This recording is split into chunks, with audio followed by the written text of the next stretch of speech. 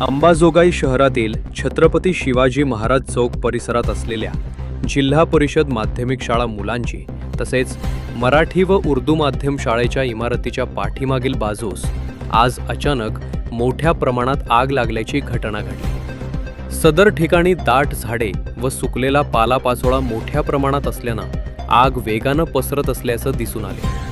घटनेची माहिती मिळताच स्वच्छता निरीक्षक अनंत वेडे यांनी प्रसंगाचं गांभीर्य ओळखून तात्काळ अग्निशामक दलाला पाचारण केले। अग्निशामक दलाची गाडी त्वरित घटनास्थळी दाखल होऊन आगीवर नियंत्रण मिळवण्यात आले। या कारवाई दरम्यान चालक कुमार इंगळे तसेच शेख जमीन फायरमॅन पप्पू जगताप व आकाश गायकवाड यांनी तत्परता दाखवत प्रभावीपणे आग आटोक्यात आणली।